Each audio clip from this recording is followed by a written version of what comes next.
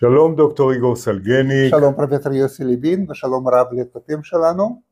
היום אנחנו הולכים לדבר על הפרעת אישיות שנקראת הפרעת אישיות הנמנעת, באנגלית, בלועזית, Avoidant Personality Disorder. בעצם אנחנו הולכים לדבר על צב, במטאפורה, או צבים. מדוע? יפה. משום שצב בנוכחות אחרים, אנשים אחרים, יכופף את הראש, ייכנס לתוך השריון שלו ויימנע. חלק מהאסטרטגיה שלו, נכון? מהבחינה הזו. באופן מעניין, הפרעת האישיות הנמנעת רואה באחר מישהו שעלול לאיים עליו, ללגלג עליו, לא לקבל אותו. הוא עלול להרגיש קטן לעומתו, כך שהוא יהיה גמלוני, שהוא יביך את עצמו, הוא מאוד חושש מהביקורת של האחר, ואז הרבה פעמים הוא יתכנס לתוך עצמו, פחות יעשה דברים, אף על פי שהוא רוצה את הקשר עם האחרים. מאוד רוצה, זה בדיוק הקונפליקט. נכון, יש הפרעת אישיות שנקראת הפרעת אישיות סכיזואידית, ששם אולי האדם לא רוצה קשר עם אחרים, הוא בעולם שלו, עם עצמו וכך הלאה, הוא לא במצב פסיכוטי, אבל הוא במצב שהוא נסוג לעולם שלו, ולא כל כך רוצה קשר עם אחרים. מרגיש מצוין עם עצמו. אני לא יודע אם מצוין, אבל מרגיש בסדר עם עצמו. לעומת זאת האבוידנט, רוצה קשר עם אחרים, לפעמים הוא צמא, יש לו צמאון לקשר עם אחרים. מאוד סובל מחוסר קשר. והוא סובל לפעמים. אבל הוא פוחד. הרבה פעמים זה מתחיל בילדות עם ביישנות, לפעמים ביישנות קיצונית. יש כאלה שקשרו את זה לשינויים מסוימים בגנטים שקשורים במתווך המוחי סרוטונין וכך הלאה, בקולטנים מסוימים שקשורים, לא ניכנס לפירוט הזה. הרבה פעמים רואים אצל אלה שאחר כך יפתחו את הפרעת האישיות הזו פחד יותר גדול מזרים, לפעמים גם רואים אצלהם חרדה חברתית, צריך לדעת להבדיל מחרדה חברתית, לא ניכנס לזה כאן כרגע, אבל לפעמים יש להם גם מצבים אחרים כמו מצבים דיכאוניים חולפים, אולי הפרעות אישיות נוספות או קווים של הפרעות אישיות נוספות, אבל היום אנחנו נתמקד בהפרעת האישיות שהיא אבוידנט, ומנסה להבין אותה לאור הרקע התיאורטי שאנחנו מפתחים. כמו בשיחות קודמות, אנחנו מדברים על זה שמתוך העצמי הראשוני צומחות סטרוקטורות על, מתוך האני הראשוני, מתוך זה צומחת סטרוקטורת על שנקראת העצמי החברתי או העצמי המשני, ששם יש לנו את קבוצת הדמויות המופנמות, שאדם דמויות משמעותיות שיפנים במהלך החיים, שאנחנו קוראים לזה במטאפורה דירקטוריון הדמויות המופנמות, קבוצת האויבים, אנחנו ניסינו לנמק את זה בהתפתחויות אבולוציוניות, כך שאפילו חיות, אם עולים במעלה האבולוציה, צריכות להבדיל בין בני המין שלהם לבין אחרים, לבין אויבים וכך הלאה, ויש את קבוצת ייצוגי האני, פירטנו את זה בשיחות קודמות וכך הלאה. בתוך העצמי הראשוני יש מאפיינים שונים, יש אינסטינקטים, יש את מערכות קוגניטיביות ורגשיות, ומערכות חושיות וכך הלאה, ויש גם ערוצי רגישות. בוודאי אתה עוד מעט תמנה 6 ערוצי רגישות שונים שאנחנו מדברים עליהם או חושבים עליהם, ובוא דוקטור איגור סלגניק, בוא ננסה לפרט, ננסה להסביר את הפרעת האישיות הנמנעת הזו, את המנגנונים שקשורים בה, אולי אפשרויות טיפול, לאורך המודל הזה שאנחנו מפתחים, ולאורך שיטת הטיפול שנגזרת ממנו, שנקראת RGFT, Reference Group Focus Therapy, הטיפול הממוקד בקבוצות ההתייחסות של האדם, פנימיות, חיצוניות וכך הלאה. בבקשה.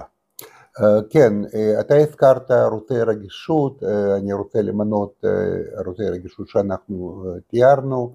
הערוץ הראשון הוא ערוץ של סטטוס, של מעמד, שיש אנשים שמאוד רגישים לסטטוס שלהם, שברגע שמישהו פוגע בסטטוס זה גורם להם לחרדה מאוד גדולה, לסבל רב. יש אנשים שהרבה פחות. הערוץ השני הוא ערוץ של נורמות, אנחנו בדרך כלל מדברים על נורמות מוסריות, איך דברים צריכים להתנהל. יש אנשים שיש להם נורמות מאוד מאוד נוקשות, ויש להם קושי מאוד רב להסתדר עם איזשהם שינוי בנורמות, במיוחד שמדובר בקבוצה אחרת, שיש להם נורמות, בוא נגיד, אחרות. והערוץ השלישי זה ערוץ של attachment או של התחברות לאחר, וזה ערוץ שהוא מאוד מאוד חשוב, זה בעצם אחד מהערוצים אולי המשמעותיים ביותר בשבילנו בתחילת הדרך, כי זה מה שגורם לנו לרצות להתחבר לאחר, לרצות להיות בתוך הקבוצה, וזה כנראה גם מאפיין אותנו כזן, שבסופו של דבר עזר לנו להתמודד עם כל הקשיים שבדרך מבחינה אבולוציונית ולהישאר בהחלט איפה שאנחנו נמצאים. אגב, בהקשר לזה, יש שמציינים, זה אחד מהיתרונות של ההומו ספיאנס, לעומת מינים אחרים של בני אדם, אפילו הניאנדרטלים, גם הם חיו בחבורות מסוימות, אבל היכולות של ההומו ספיאנס להתאגד לקבוצות יותר גדולות, אוקיי. כן, ערוץ נוסף זה ערוץ של, איך שאנחנו קוראים לזה, ערוץ של threat, שערוץ של איום, שזה גם יכול להיות איום פיזי, גם יכול להיות איום כלכלי, כבר בחברה שלנו, מפותחת יותר, ויש אנשים שמאוד רגישים לערוץ הזה, שבהחלט כל איזשהו איום הכי קטן, הוא גורם להם לחרדה מאוד גדולה ולסבל רב. כן. ויש ערוץ נוסף שאנחנו קוראים לו ערוץ של שגרה, שזה ערוץ או רוטין, שיש אנשים שהם מאוד חשוב להם שהכל יהיה מאוד מסודר, הכל יהיה במקום שלו, לא יהיה שום שוני בסדר היום. שהרוטינות תתקיימנה. שהכל יתקיים בצורה מדויקת ביותר, ואם זה פתאום נפגע באיזשהו מקום, זה גורם להם לחרדה גדולה. וערוץ החביב, האחרון החביב, זה ערוץ של אנרגיה, שזה בעצם מדובר פה לא באנרגיה הפיזית, פיזיקלית, אלא מדובר פה באנרגיה, מה שאנחנו קוראים אנרגיה סובייקטיבית שלנו, פנימית, איך אנחנו מרגישים אנרגיה פנימית שלנו, כמה שאנחנו מרגישים שיש לנו כוח או אין לנו כוח. יש אנשים שבהחלט הערוץ הזה הוא מאוד משמעותי בשבילם, בגלל שהם תמיד נמצאים באיזשהו גבול על החוסר כוח, וברגע שיש ירידה... חוסר אנרגיה. ברגע שיש ירידה באנרגיה הפנימית הזאת, אז זה גורם להם בהחלט לבעיות מאוד גדולות. כן, עכשיו לגבי ההפרעת אישיות שאנחנו מדברים עליה, מה שרלוונטי פה זה בעיקר 3 ערוצים. הערוץ הראשון זה ערוץ של סטטוס, ערוץ של מעמד, שאנשים אלה הם מאוד רגישים לאיך שהם נתפסים על ידי קבוצה. כן, זאת אומרת, אני רק מדגים לרגע, הם מרגישים שהאנשים מבחוץ עלולים לבקר אותם.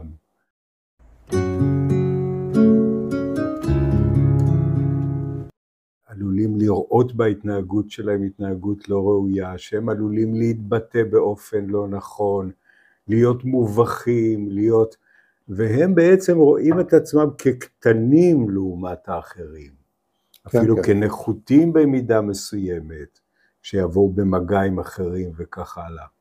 יש ברוסית איזשהו פתגם, אולי לא כל כך, שמע לא כל כך נחמד, שתשתוק שאולי יקשבו שאתה טיפש, במקום לפתוח את הפה, להסיר כל ספק. אוקיי. אז זה פחות או יותר מה שמנחה גם אנשים האלה. אולי אצלהם זה הפוך. זאת אומרת, הם שותקים כי הם פוחדים שהם יפתחו את הפה, אז הם יתפסו כאומרים דברים לא במקום, להיות נבוכים, אוקיי. כן, וזה בעצם הערוץ הראשון. הערוץ השני שהוא חשוב ביותר כנראה עבור הפרעת האישיות הזאת, זה דווקא ערוץ של attachment. יש להם צמאון מאוד מאוד גדול להתחבר לאחר. אבל בגלל שהם חוששים שהם באיזשהו מקום יתקלו בתחייה, בביקורת, כן, והתייחסו להם בצורה מאוד, בוא נגיד, שלילית, הם נמנעים מקשר, אבל הם מאוד מאוד סובלים מזה. והערוץ השלישי שהוא חשוב כאן, והוא גם מסביר קצת למה החרדה היא כל כך גדולה, זה ערוץ של איום. הם גם רגישים מאוד לעניין של איום, ברגע שהם מרגישים איזשהו איום, אז הם... אבל בוא נגיד שאצלהם ספציפית זה יותר איום חברתי, יותר איום מצד החברה. כן, כן. פחות איום כלכלי, או פחות איום על הבריאות שלהם או משהו, אלא האיום שלהם זה מצד התייחסות החברה אליהם. נכון. עכשיו רציתי פה רק לשאול שאלה קטנה, האם יכול להיות שבשעה שהם באים במגע עם אחרים, הם מרגישים הרבה פחות אנרגיה פנימית, לעומת מצב שהם נמצאים עם עצמם לבד, או בסביבה בטוחה? יכול להיות שגם זה קצת מאיים, אולי לא. יש סיכוי שגם זה קורה, אבל מה שאני רציתי פה להדגיש, זה שבעצם הערוץ של איום הוא בכלל מתקשר באיזשהו מקום להימנעות.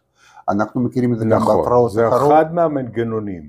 מכירים את ההפרעה נגיד פובית, ששם זה אחד מהמנגנונים הכי, בוא נגיד, הכי נפוצים והכי בולטים. שאדם פוחד מדבר מסוים, והוא נמנע ממנו. הוא נמנע ממנו. נכון. אז זה מה שקורה גם במקרה שלנו, אבל פה הקשר החברתי הוא בעצם נמצא בעצם כסיבה להימנעות. נכון, נכון. כן. עכשיו, פה אנחנו פחות או יותר השלמנו עם ערוצי רגישות. עכשיו, יש דברים נוספים שמאוד כנראה רלוונטיים לגבי ההפרעת האישיות הזאת. אתה דיברת על העצמי החברתי, ופה בעצמי החברתי יש לנו דירקטוריון דמויות, כמו שאתה ציינת. נכון, המופנמות. ובדירקטוריון הדמויות יש לנו דמויות שהן יותר חשובות מבחינת המשמעות האישית לגבי אותו אדם, מאשר דמויות אחרות, ואנחנו קוראים לזה המנהיג הפנימי. והמנהיג הפנימי הזה הוא בעצם קובע הרבה מאוד דברים בתוכנו. רק להוסיף שאנחנו מדברים עכשיו על דמויות מופנמות. זאת אומרת, יש אוסף של דמויות מופנמות שהאדם פחות ער להן ולהשפעה שלהם על ההתנהגות שלו, אבל הם הופנמו, דמויות משמעותיות בחיי האדם שהופנמו בתוך נפשו פנימה. אוקיי. הרבה פעמים המנהיג הפנימי או מנהיגים הפנימיים הם הדמויות שאנחנו נתקלים בהם בתחילת החיים שלנו, ובעצם ברוב המקרים זה ההורים שלנו. נכון, האם במיוחד, המטפלת העיקרית. או מטפלים אחרים, תומכים אחרים. נכון, נכון. וההפנמה שלהם, הדמויות המופנמות שלהם הן מאוד חשובות עבורנו, וקובעות הרבה מאוד דברים בחיים שלנו. במקרה של הפרעת אישיות הנמנעת, אז אפשר להישאר שהרבה פעמים הדמות, אם אנחנו נדבר רק על דמות אחת של מנהיג הפנימי, הדמות הזאת היא כנראה מתייחסת לבן אדם, אנחנו מדברים עליה בעצם על הפציינט שהוא מפתח מטופל שהוא מפתח אחר כך הפרעת אישיות של איבודן, של הימנעות. אז שהיא מתייחסת עליו מאוד בביקורתיות, מאוד אולי בזלזול, מה שנקרא בשפת עמקה מרידה אותו, בעצם לא נותנת לו מקום.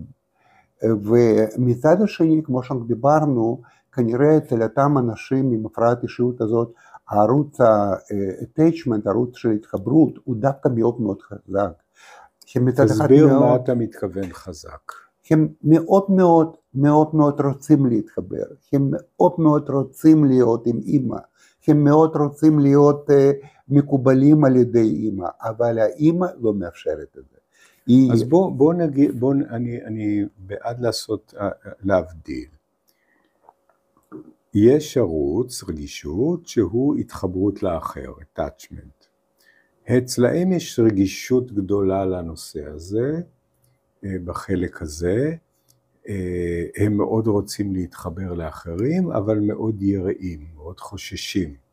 יש להם רגישות בערוץ הזה. אבל הם מפתחים את הרגישות הזאת דווקא בגלל הדמות נכון, אז זה מנגנון אחד. כן.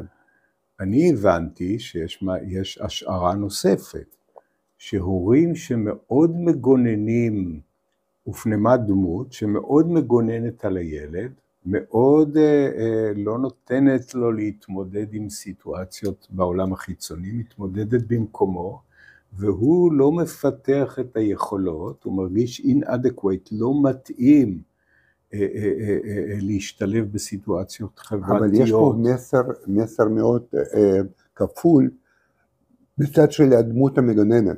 נכון. מצד אחד כביכול היא בהחלט מגינה עליו נכון. מההשפעות הרעות של הסביבה. מצד השני, בגלל ההגנה המוגזמת הזאת, היא גם לא מאפשרת לילד לפתח נכון, תכונות נכון, ויכולות נכון. כדי להתמודד חברתיות מתאימות. כדי להתמודד עם נכון, ההיבט נכון, החברתי, נכון. ולהשתלב עם הקבוצה. נכון. וזה קשור גם למסר שהדמות הזאת מעבירה לילד, אתה לא מסוגל לעשות את זה. נכון. אתה לא יכול. יש בזה מסר ביקורתי.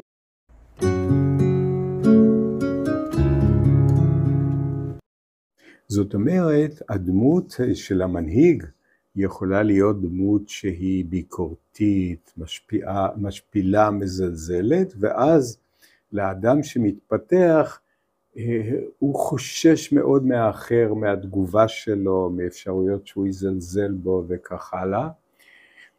יש דמות אחרת, שזה דמות של מנהיג, שזה גם מנגנון שיכול אולי להוביל לזה, שדמות מאוד מגוננת, שבעצם מונעת ממנו, ובעצם יש לה מסר סמוי או מסר ביקורתי, אתה לא מסוגל להתמודד, אתה לא מסוגל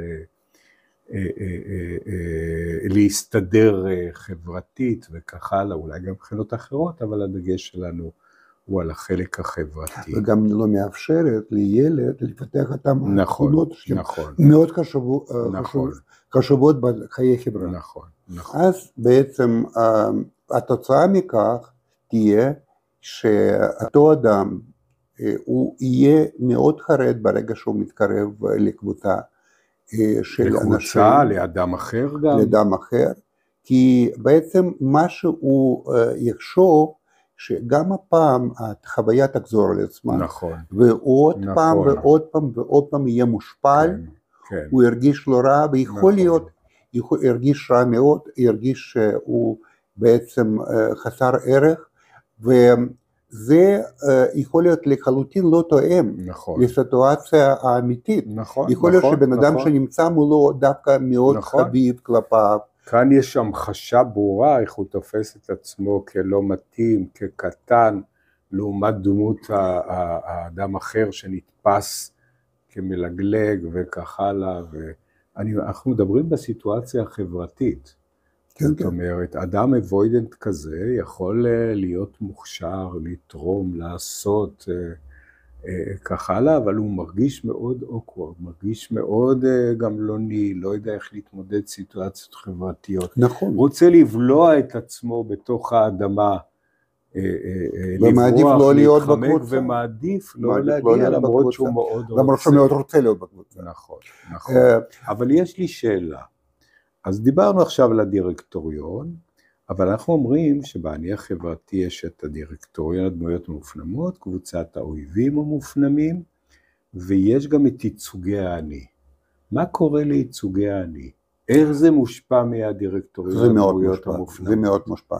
כן. כי בעצם כל מה שדיברנו עליהם, זה יכול להיות גם תומך אחר או תומכת אחרת, שברגע שהמסר שמועבר, לתינוק, או אני אגיד את זה בצורה אולי יותר נכונה, נתפס על ידי תינוק בצורה כזאת, כי לפעמים המסר יכול להיות גם שונה מבחינה אובייקטיבית, אבל הוא נתפס בצורה כזאת, תינוק והילד וכך הלאה.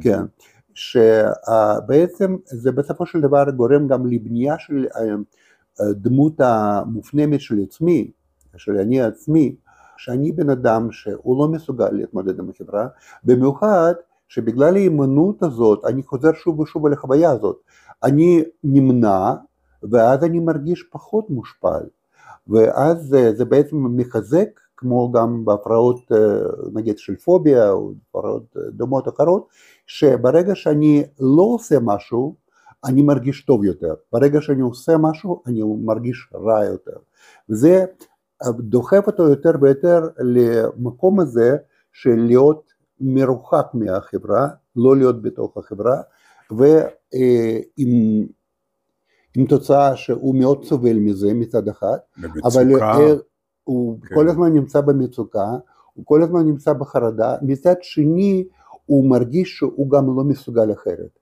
הוא בונה כבר דמות של עצמי, שהוא כזה, הוא בן אדם, כמובן זה גורם גם לערך עצמי מאוד נמוך, זה גורם לכך שהוא מרגיש שהוא רוב הדברים שקשורים להיבטים חברתיים הוא לא מסוגל לעשות, ויש פה איזשהו מעגל קסמים, שבסופו של דבר מביא אותו למקום שזה הוא ככה תופס את עצמו, ככה בעצם הוא רואה את עצמו כאדם כזה לנצח נצחים, אין לו שום תקווה שדברים ישתנו בעתיד. אוקיי, בואו נעצור רגע כאן. אני טיפה בעניין שאין לו תקווה שדברים ישתנו בעתיד, טוב זה תלוי, כי אנשים כאלה יכולים לקרוא, לשמוע על שיטות טיפול, אבל אני מסכים איתך שהרבה פעמים זה יכולה להיות איזושהי תחושה פנימית. אני רוצה שנעבור להיבטים של הטיפול, תן לי לרגע. בדרך כלל הטיפולים שהיו מקובלים זה טיפול בחשיפה או חשיפה הדרגתית לסיטואציות חברתיות, אפשר גם לעבוד בדמיון מודרך, לדמיין עם האדם סיטואציות שונות בסדר, הולך ומתגבר מבחינת הקרבה לאחרים או לסיטואציות חברתיות וכך הלאה, טיפול שנקרא דסנסיטיזציה או גרדיואל או דסנסיטיזציה הדרגתית, יש גם טיפול בחשיפה בצורה יותר משמעותית מהבחינה הזו, יש גם טיפול קוגניטיבי שעובד על דפוסי חשיבה לא מסתגלים, על התפיסות, על האמונות הפנימיות, אתה הזכרת אמונה פנימית מסוימת שככה אני בנוי, זה לא ישתנה וככה לאחרים מאיימים, אני לא מתאים בסיטואציות חברתיות שאפשר גם לעבוד על זה, אבל אפשר גם לגשת בגישה של RGFT. אולי תגיד 2 מילים על הגישה ואיך אפשר לטפל או להתייחס באמצעות הגישה הזו בהפרעת האישיות הנמנעת. כן, באופן עקרוני הגישה הזאת היא מטפלת בדמויות המופנמות, והמטרה היא בהחלט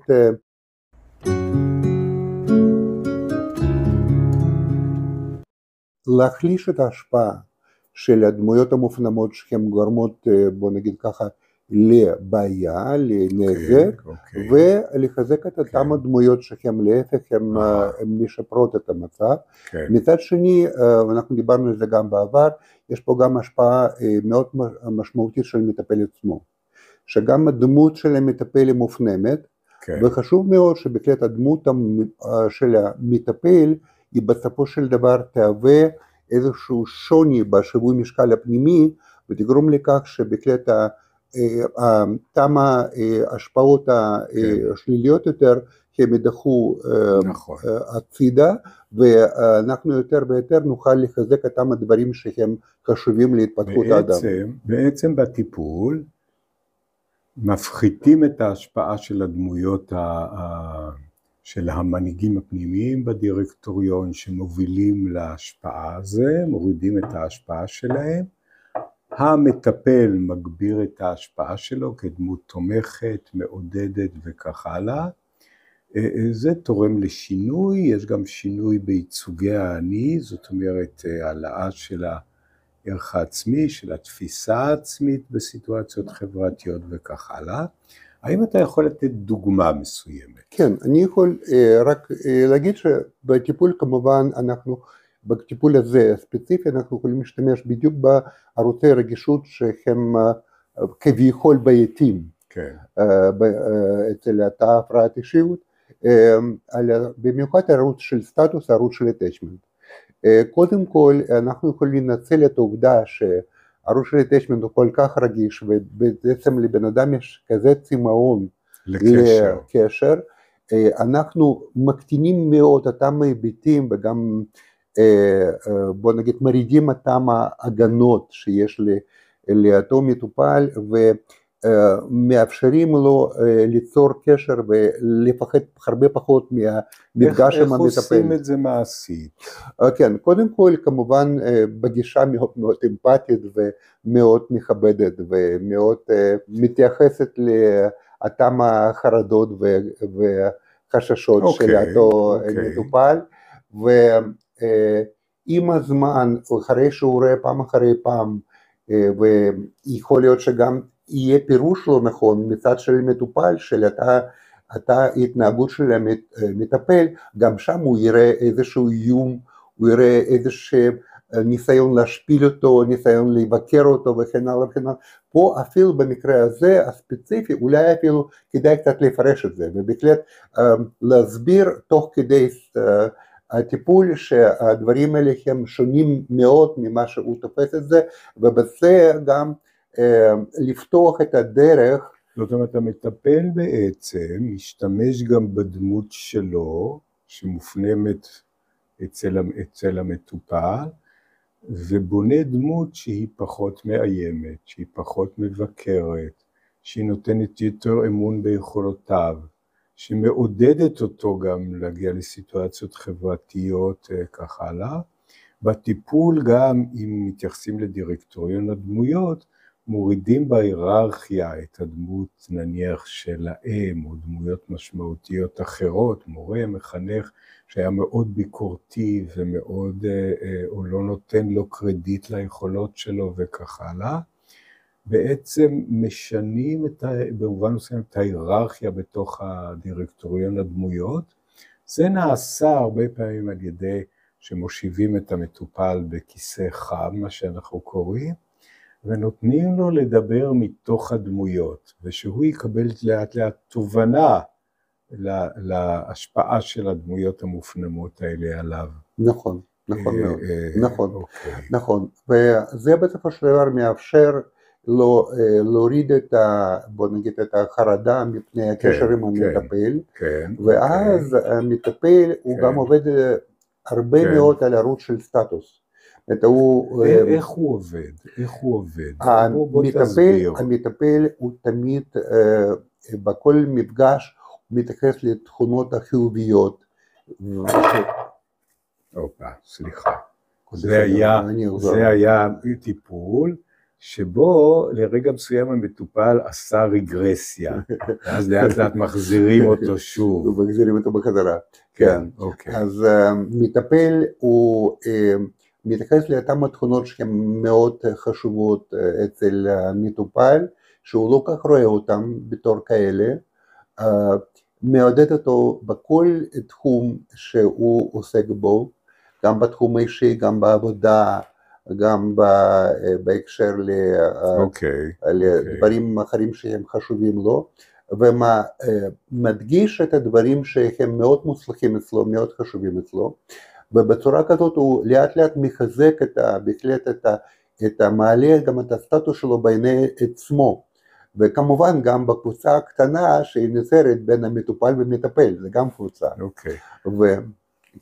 ובצורה כזאת הוא מאפשר לו להתגבר על אותם החרדות, וכן לנצל, ובסופו של דבר, בוא נגיד ככה, לממש את הצורך בהתחברות שיש לו, בהתחלה זה התחברות למטפל, ויש גם איזושהי סכנה אולי, אפשר להגדיר את זה ככה, שהוא כביכול יהפוך את הקשר לקשר תלותי.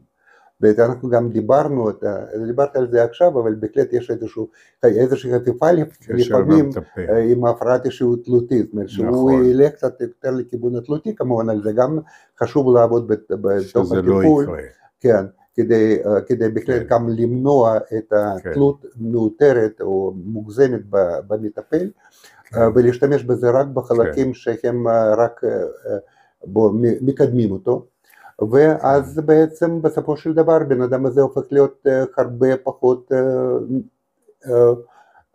חרד מסיטואציות חברתיות. חרד מסיטואציות חברתיות, ויותר קל לו להתחבר לחברה. בעצם אנחנו אומרים שבטיפול בהפרעת אישיות נמנעת, אישיות שמאוד חוששת, פוחדת מסיטואציות חברתיות, פוחדת שהיא לא מתאימה, שלא תדע איך להתבטא, שיבקרו אותה, אנחנו מתייחסים גם לערוצי רגישות מסוימים וגם לדמויות מופנמות.